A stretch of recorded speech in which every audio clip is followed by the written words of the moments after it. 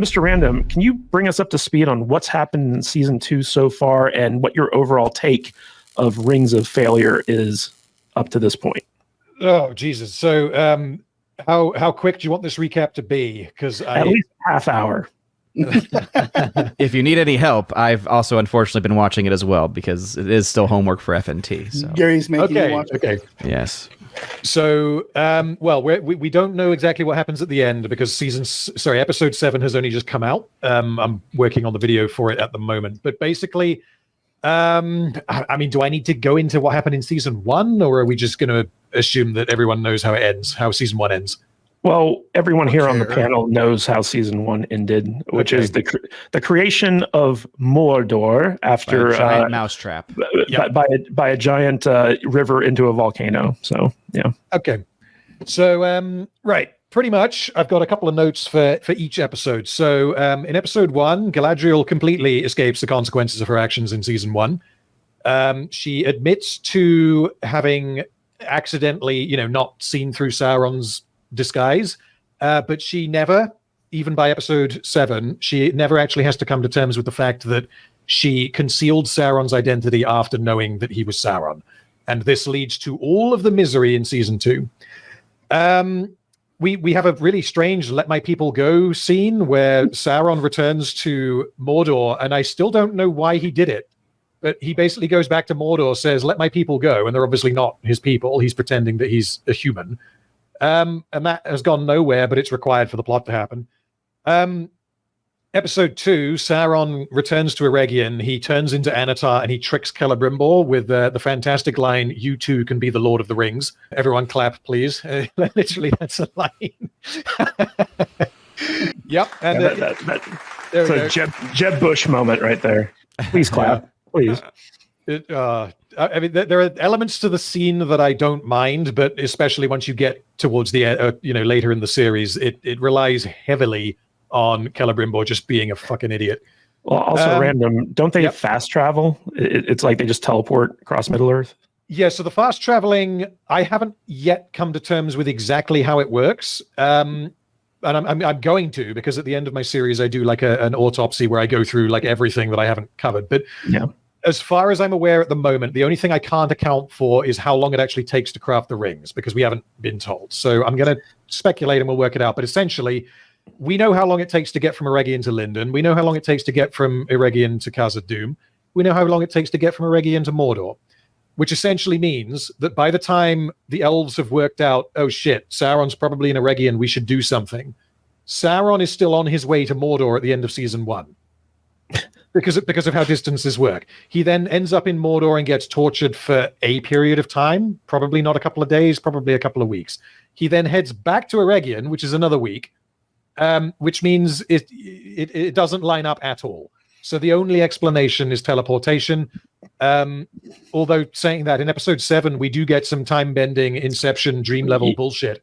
Which Sauron just reloaded his last save checkpoint. I mean, that's just how it happens.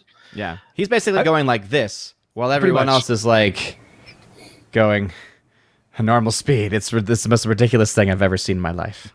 And like, I honestly feel like, because the last, I think it is literally the final shot that you get of season 1 is Halbrand / Sauron in Mordor looking at Mount Doom. Because obviously they wanted that shot to end the series. It's like, oh, he has now become Sauron and we're going to move into season 2. Because they included that shot, they created a problem for themselves in season 2. Because Sauron needs to be in Eregion to make the rings. That's what season 2 is. But because, by doing that, they have added 2 weeks to his story. And they can't account for it at all. And they also need to give him a reason to be in Mordor, which they have not done. So it's just nonsense.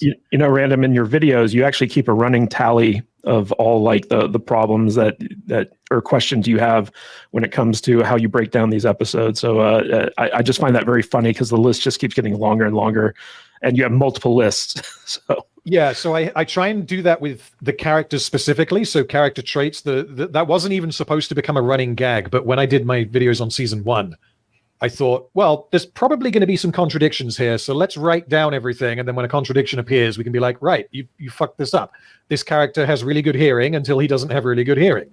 and then you immediately have your references for both. Which I mean, yeah, I thought that was a good idea for, just keeping track of the insanity that is Rings of Power, but it ended up becoming a bit of a running gag, which I quite like. So yes, because consequences don't matter to any of them really. I mean, oh god, because you mentioned Galadriel, but it's like also Elrond steals the rings at one point, which is the last hope of the Elvish people. He steals them and tries to destroy them, and then what happens? Oh, nothing. He's fine.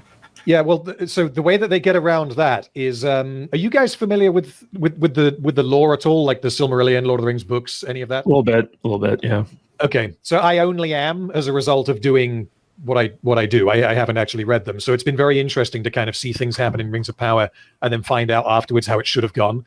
So they have this character, Círdan the Shipwright, who is really old and really wise, and they immediately tell us, this is Círdan, he's really old and he's really wise. They then use Círdan to justify why the elves would use the rings that they think Sauron has made. And they say, well, he's really old and he's really wise, and he decided that it was a good idea to use them, so now we're going to use them. It's that amateurish of like storytelling that it's very difficult to imagine how they could possibly have done it worse. It's ridiculous. And then you throw in like the extra elements of like absurdisms, like in episode 3, it's revealed that the orcs have wives and babies, and presumably they have daycare, bus drivers, lollipop ladies. And they don't want war. And they don't want war either. They just want to live peacefully. Mm-hmm.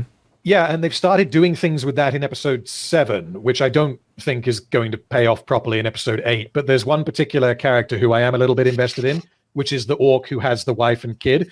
And I can't really tell you why, but his name, according to the subtitles, because he's never named in the show, but in the subtitles, this orc's name is Glug, and I just find that very funny. How like Glug just want to be happy and live at home. But yeah, Glug just wants to be left alone. He just doesn't want to pay taxes, wants to live on his land. Yeah, and if he's got to, chop some heads off, Unabomber, enslave some people, then he's part of the job, But like the whole orc family thing and the whole honestly character of Adar seems to be simultaneously built on like the idea that he views the orcs as his children. The audience is supposed to feel sympathy for the orcs. I don't know why they have done that, but that's clearly what they're doing. But then Adar's actions are like, well, in episode 7, this is the big battle that we've just had. He's like, well, I'm just going to tell you all to just infinitely run at the wall until you die. And then later on, I'll be shedding a tear when I give you a funeral. It's completely incoherent. Because I think the arc that they're trying to do with him is they're trying to have him kind of become Sauron throughout the seasons, where he gradually becomes the thing that he wanted to destroy. Because his big disagreement with Sauron is that Sauron doesn't like the orcs and he thinks that they're just a tool, whereas he seems to genuinely love them at the start. But the problem is, in episode 3, you've got Glug with his wife and his baby, and then this big fucking troll walks into the camp and he's killed Adar's messenger, who is an orc, and he throws his head at him. And Adar's just like, oh, all right.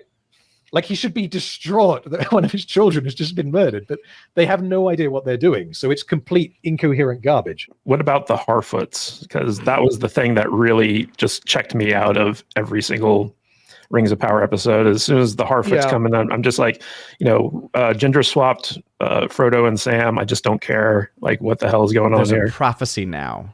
Oh, God. Prophecy about basically how the Harfoots and what's the name of this other group of hobbits that we've now found? They're the Stoors. Is it the Stewars? Stoor, Store. The Store. Oh gosh, so stupid. So on the wall of one of these places, so they actually live in a set location, which the Harfoots find very odd. They're like, well, wait a minute, why aren't you walking, just traveling everywhere, right? But they have their own set home. They've got trees where they have people buried and everything, and all of a sudden, we ain't gypsies, motherfucker. Absolutely. And so they come upon this, right? So you have Nori and the other, Sam and Frodo doppelgangers essentially there, and they see this massive, beautiful thing, and it's like, oh, this is like a prophecy that there'll be a land where we will build and we will find our home. It'll be green and it'll be full of life. And it's like, oh, so now we've just established that the Harfoots are essentially going to be the ones to find the Shire. Yeah. Yeah, like when in season 1, I was kind of expecting that, like, obviously at some point, it feels like, a natural resolution for the Harfoot storyline is you finish it in season, if we get 5 seasons, you finish Nori's story where they just come across the Shire and they're like, oh, this would be a nice place to settle down. and then you just leave that as the cliffhanger. But since what they've done in season 2, the stonks for that have gone through the roof. It's like that is absolutely going to happen, and I think it's going to happen sooner rather than later, because what they have done with the Shire is pretty much exactly what they've done with the idea of a halford or a halfling, a hobbit, whatever we want to call them. In the Lord of the Rings and the Hobbit, obviously the whole idea is that it's the most unremarkable of creatures doing some big insane quest, and in the case of the Lord of the Rings, he ends up saving the world, and that's the whole point. Is that you don't expect that kind of courage to come from someone like that. And as a result, like the idea of hobbits it's quintessentially Lord of the Ringsy, which is seemingly all that Rings of Power is interested in doing. So what they did is they had this whole story regarding the forging of the rings, and then you have this totally separate story, which is still yet to be connected, where you have the brave young hobbit who goes on an adventure. They have made the hobbits like crucial to the story of Rings of Power, because when it gets connected, it is going to matter.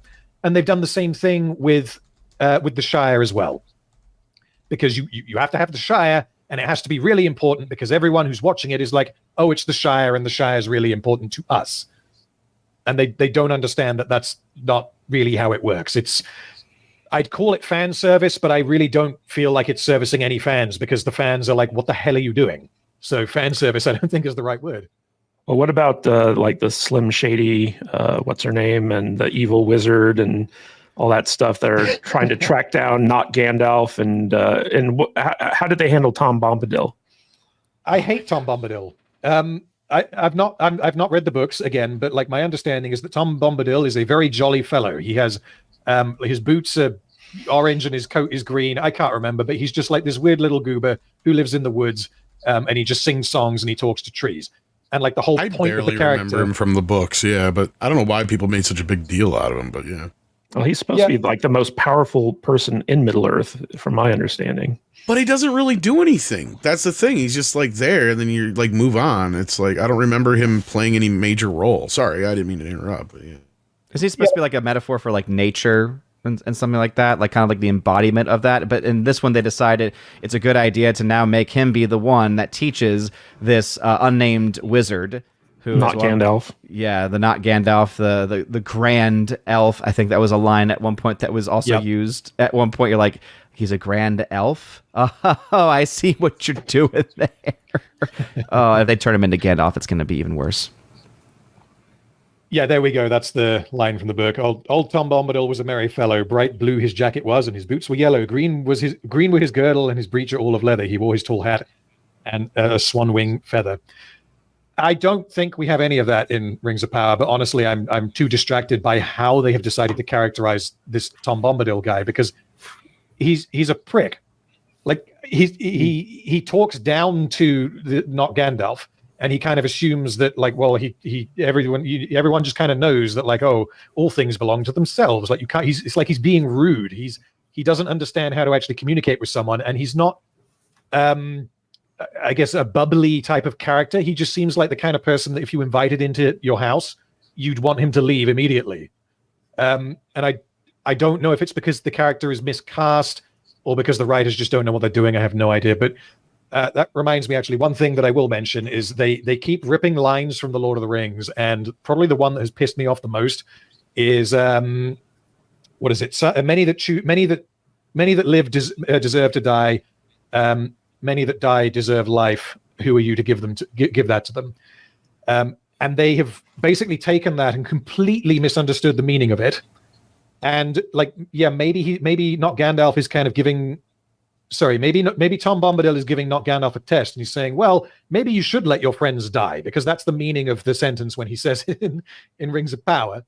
But there's no reason why he should accept that, because he's been told. It's also in Rings of Power, it's Gandalf who says that famous line, and it turns out he's just paraphrasing good old Tom Bombadil from his Obi-Wan and Luke training days, Yeah, and they pretty much do the what is it, Empire Strikes Back thing, where you've got like, oh no, you must stay to complete your training. Like, okay, cool, but you didn't explain why. Because in Star Wars, it's like you've got to stay and complete your training, because otherwise Vader will fucking kill you. Like, you literally have to stay and complete your training. Whereas in Rings of Power, it's, well, you've got to stay because you've got to find a magic stick. And that's all we like. Can I do that later? Nope, those are the rules. And that's why he can't go and save his friends. And we If you don't don't do it right now, then Exactly. you will lose this path forever. So screw your friends, basically. Yeah, and we don't yet know if he does go to rescue his friends. I mean, he's obviously going to, but that's going to be revealed in episode 8. At which point, I'm guessing Tom Bombadil will show up and be like, "Well done, you're worthy of having a magic stick. Here's your magic stick." Random, let me ask you this.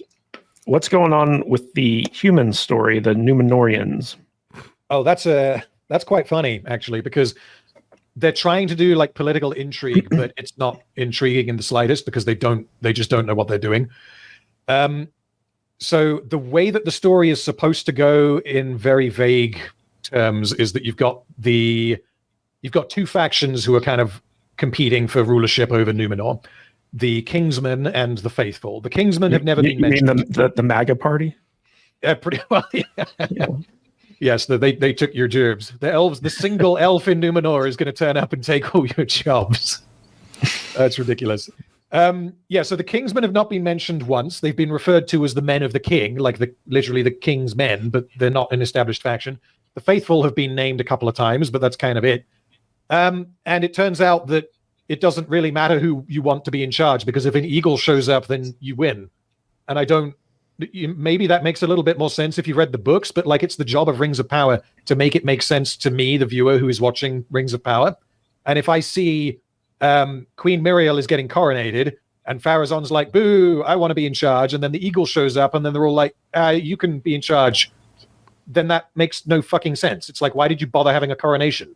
Did the eagle choose? I have no idea. And then in a later episode, it turns out that their legal process is run by a Cthulhu monster. Oh gosh, yes. So then, this monster basically, takes her in, or is in front of her, spits her out of the water essentially, and all of a sudden now it's like she should be queen, and it's like you go back to Monty Python days. It's like, did she get her eyesight back?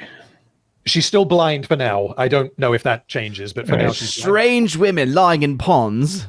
One of the weirdest things about season 1 is they tried to make you think that Isildur got killed or something like that, even though like he's the guy who cuts off Soren's finger with the One Ring in the battle, the final battle. So how did they bring him back? Oh yeah. So again, that is probably the most confusing cliffhanger. And at this point, there's like hundreds of mini cliffhangers in Rings of Power, and that is the one that I just don't understand why you would even bother, because there's 40, 50 characters in Rings of Power. There's maybe 6 or 7 that definitely cannot die. Isildur is one of them. Why are you wasting our time? But the way that he comes back is his horse homes in on him because it's like a homing missile. We kind of get a line that the horses bond with their riders, which means that they just kind of know where you are at all times. So Elendil, Isildur's father, releases the horse, doesn't follow it. The horse then finds Isildur, who was off-screen, escaped from being squashed by a burning building. He's wandered around for a little bit, and he's got captured by Shelob. Yes, like Shelob, as in from the movies. Baby spider. Yeah, it's a baby Shelob. Yeah, it's little baby Shelob, but it's not named in the show, but apparently that is meant to be Shelob. But either way, he's been captured by spiders, but hasn't been eaten yet. So then the horse arrives and wakes him up. And it turns out that, wouldn't you just know it? He's been webbed up right next to an orc, and that orc has a knife. So he's able to grab his knife, cut off his web, and escape on his horse after fighting a spider that is able to explode the orc's head and doesn't do that to Isildur, but that's another story. So yeah, Isildur's back, and he's doing fine. Haven't seen him for the last 3 episodes, thank God, because I hate that character, but it's the whole like subplot. This is the thing with like season 2 of Rings of Power in particular, is season 1 had I think 4 main plots that were kind of interconnected with the Galadriel Sauron stuff. She goes to Numenor, she goes to the Southlands, she goes to the various elven destinations, and it kind of links it together into something that is understandable, even though it doesn't really make any sense. And then second to that, you got the Harfoot stuff that's totally disconnected. Season 2, so far I've counted 8 separate plot lines, and there is no connective tissue really at all. There is no parallel to the Galadriel plot that links everything together. Let me ask you before we get to the elves, what's going on with the dwarves this season? Because it seems like they're going kind of off their rockers.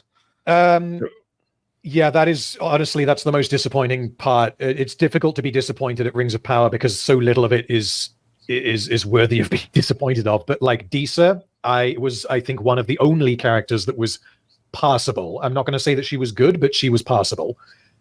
Durin, both Durins were at one point the best characters in the show. They didn't make it out of season 1 unscathed, but in season 2, they get hit by an earthquake, which was caused by the volcano. They then immediately start starving to death because the dwarves are idiots and they don't have farms. And when the earthquake happened, they lost access to like mirrors, which meant that they can't grow crops, basically. So off screen, they decide, let's get magic rings from the elves. And then off screen, they decide, let's use them. And it's like, these are some pretty important things that are happening right now. It would be nice to understand why you're doing this. But the writers think that, well, they don't have food, so obviously magic rings. That's a natural, thought process. Within 5 minutes of putting on the evil magical ring, or the magical ring that he doesn't know is evil, King Durin becomes a psychopath who he just wants to acquire all of the gold and literally sit on it like Scrooge McDuck. There is a scene of him having gold dumped at his feet in wheelbarrows. It's insane. It's an idiot's idea of what greed is. And again, King Durin, once upon a time, was an okay character, but now they've slapped a ring on him, and now he's an idiot. And the bit that I find really quite funny about it is that, like, everything that Sauron does, he generally doesn't make mistakes. A lot of the time, he'll know things that he can't know, but he doesn't really make mistakes. Inexplicably, he has made dwarven rings that are so evil that when you put them on, you become a dribbling wreck within the space of about 5 minutes. And his plan is to use these to like enslave the dwarven realms. Why would anyone put that ring on after seeing what it's done to King Durin? I have no idea. Also, like when I tried watching episode 2 and the whole like sun mirror thing happened where like they couldn't grow crops, I was like, wait a minute, there's such a thing as root vegetables. Like you could grow potatoes and carrots and stuff like that without sunlight. But in addition to that, I was like, don't they have like tons of resources that they could trade for food? Like why do they need to grow crops and starve? So yes, they do. Unfortunately, we get this. This is mentioned. It doesn't make any sense, but this is mentioned in episode 2. Disa states that basically the king has forbidden trading with the outside world. I have no idea why. And bear in mind, this happened before he put the ring on. So we can't even blame that. Because basically Durin is like, this meal is shit. It's like last year's bread. Why don't we trade from the surface or trade with the surface? And Disa's reply is, oh, that's a really good idea. I wonder who can convince the king to let us do that. It's like, what, has he banned it from happening? Does he want you to starve to death? Like what it doesn't, it's necessary for the plot to happen, but it requires that every character involved is an idiot, because if the king had banned it, you fucking do it anyway. Well, speaking of idiots, I want to get to the elves here because there's a lot of stuff going on. So we got Don Limanor, who I guess came back. His human side piece died off screen in between the 2 seasons. So that was very funny. I need to interject here really quickly. I just need to insert one word into the conversation. Then I'm going to have Kadish go look it up for his potato comment. The word is photosynthesis. And that should be able to tell you everything you need to know about what you need to do to grow root vegetables. So, while you're getting I know what in the chat I know right what now. Photosynthesis is, but like potatoes don't need sunlight. Yes, they absolutely do need sunlight to grow. You cannot grow shit without sun. It's the root. Well, mushrooms don't need sunlight, though. Am I correct there? Well, mushrooms are a fungus. They're not a plant. Yeah.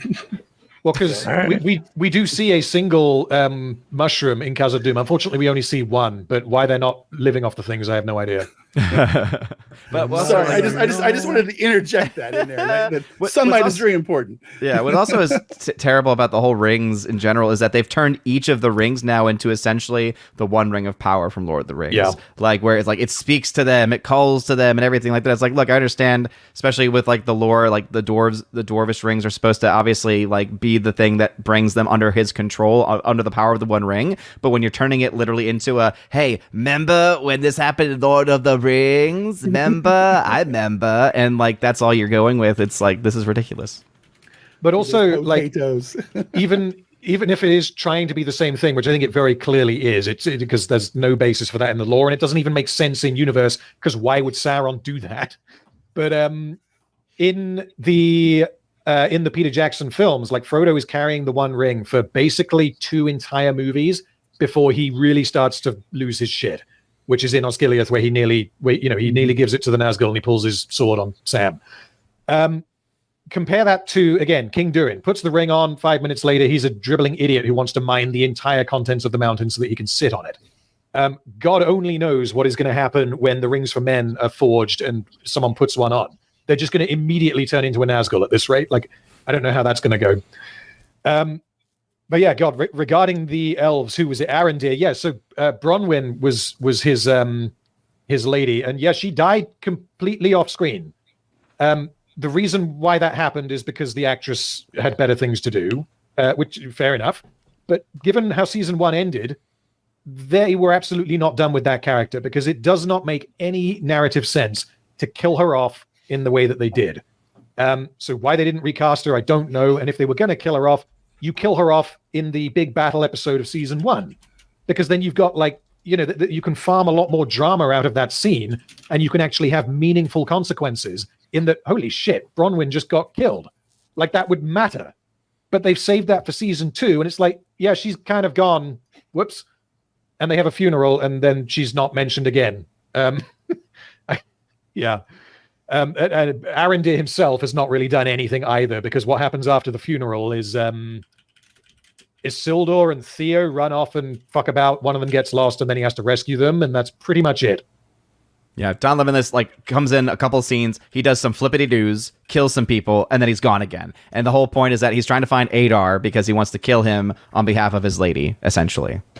Yeah, and the bit that actually just happened, I remembered, because he shows up in Eregion for reasons that partially make sense and partially don't. And he rescues Galadriel. Had he not shown up then, Galadriel would be dead. And Galadriel's like, hey, thank you for showing up. We need to go into Eregion because we got to kill Sauron. And his response is, I'm here to kill Adar, which is like, okay, fair enough. That might be your reason. But the writers have completely forgot that every elf, basically, thinks that Sauron has been dead for thousands of years, which means that Arondir's response should be, what? Sauron's alive and he's in Eregion? What the hell are you talking about? But he doesn't. He's just like, no, I've got something else I want to do. The writers just have completely forgotten the world that they've set up, and they think that every character knows what they know and knows what we know. Also, didn't Elrond get busy with Galadriel this season? So, yeah, in episode 7, basically what happens is Galadriel gets captured because she's an idiot. Elrond then shows up to negotiate because Adar makes that happen. And he basically says, you need to give me Galadriel's ring, and in exchange, I will spare Galadriel. You can have her. And Elrond refuses, because that would mean that Eregion is going to get destroyed, so obviously. And he says, can I go and say goodbye to my friend?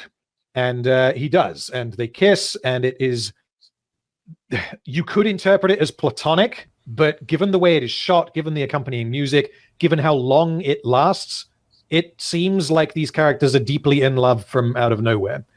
And it should be noted that in Tolkien's work, Elrond is basically the son-in-law of Galadriel. Is that correct? Yeah, so again, this isn't stated in the Peter Jackson films or in Rings of Power yet, but Elrond, my understanding is he goes on to marry Galadriel's daughter. So, I mean, the writers are obviously aware that that's the case. There's no way that they don't know that. But because Rings of Power hasn't actually had that happen, it's not, I don't have a particular problem with it. You know, if they were in a full-on, romantic relationship, then I wouldn't have a problem with them doing that. The problem that I have with it is that they basically they take something that the audience is subconsciously going to be like, this is off limits because we know who these characters are, they can't kiss. And at the same time, they have not had any romantic interest in each other for 2 fucking seasons. So them kissing is just not going to happen. Well, also, Galadriel canonically is supposed to be married at this point, right? Isn't she already supposed to have like a husband and daughter? Yeah, that's a different factor though, because it basically comes down to the way that Rings of Power has decided to adapt Galadriel. Because yes, she is, or I guess was married to Celeborn, who is alive at this point in the lore. In Rings of Power, he has gone missing. And he's mentioned once, and she hasn't tried to find him, but we have to assume that she thinks he's dead, but inexplicably hasn't gone to find him, which is just broken characterization.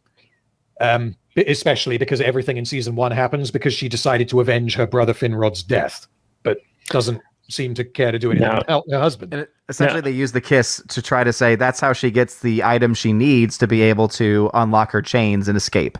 And it's like the fact that that's what they use for that makes it even worse. Well, yeah. So the issue that I would take with that is that when the kiss happens, the audience is probably I had to watch it twice before I got this. I've seen the episode 3 times, and I didn't catch this until the second time. Is that as they're kissing, he hands the lockpick to her, which obviously she goes on to then use, which means that like the writers and showrunners are relying on us being like, holy shit, did they just kiss in order to have us not notice that he handed her the lockpick? The problem is that in universe, that doesn't fucking work because they are surrounded by orcs. One of them is looking directly at them, and Adar is just to the left of the camera off screen. He is obviously going to be watching what's happening, but he just kind of gives her the key and no one notices. Well, let me ask you this, and then we'll wrap this segment up. So a big selling point of this season was like, oh, we're going to get some battles, some big battles, and it looks like they're gearing up for a orc versus elves battle based around the forge and all this other stuff. Can you give us a rundown of like how that's shaping up? So it starts at the very. I saw this on Wikipedia. They claimed that it was a 3-episode battle. And like that, to my knowledge, has not been done. It isn't a 3-episode battle. It's a 2-episode battle because episode 6 ends with the catapults being fired and then it cuts off before the first barrage hits the city. Episode 7, which is the one that's just come out, is pretty much the battle from start to end. But it doesn't actually end. It ends with them breaking into the city. So episode 7 is the siege. Episode 8 is going to be, what happens next, the rest of the battle. The setup for the battle is complete nonsense because we're expected to believe that Sauron wants it to happen, but also he needs Eregion to be intact so that he can make the rings, which means that he's artificially imposed a time frame on his evil plan.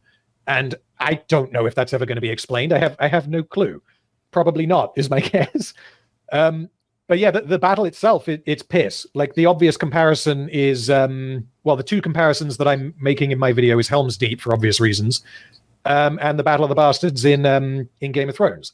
And like there are definite criticisms that you can make of the Battle of the Bastards from like a writing and character standpoint, but in like pure spectacle for like a battle sequence with TV budget, I think it was like $11-12 million to make that. There is nothing better. The Battle of the Bastards is probably the best battle sequence I've ever seen for that kind of money. This battle sequence cost in excess of $50 million, and it looks like something that a child came up with. We never get any of like the big epic establishing shots. So like on the one hand, it's epic. It's like, okay, it makes you feel that there is some weight going on. You've got thousands of people running into thousands of people, and it makes you actually get invested in this like, holy shit, like big things are happening. But on the other hand, it has like a practical purpose because it shows you where everyone is. And it means that you can understand, oh, we've got a couple of hundred guys on horses versus 10,000 guys with sticks. But we don't get any of that. There is not a single wide establishing shot during the battle. You get, I think, 2 before the battle starts. That is it. And you compare that to Helm's Deep. Again, every now and then, whenever the battle escalates, you've got the battering ram, the explosion, the ladders, all of that. You have these nice wide shots where you can clearly see what is happening. You get the same thing in the Pelennor Fields, and the Hobbit movies are not good, but you get the same thing in the battle scenes in the Hobbit movies. In this, it's like they just didn't know how to put a sequence like this together, and the end result is that it is. There's a whole bunch of problems with it, which I can't really go into, but the main takeaway is that it is incredibly monotonous. And they try to play Jenga to take down the wall, essentially. Like they're taking literally a pillar at a time out of the wall because they cannot destroy it, even though it's established that they actually have a catapult that can, 1, go the entire length of the river, and 2, go long enough to hit a giant mountain, which is several hundreds of meters away. So they have the most powerful catapult ever to be established. Odin, don't you remember in season 1 where they took down a stone watchtower with a rope? that's right. They just pulled it right. They tugged on it, and that whole thing just like fell over. Yeah.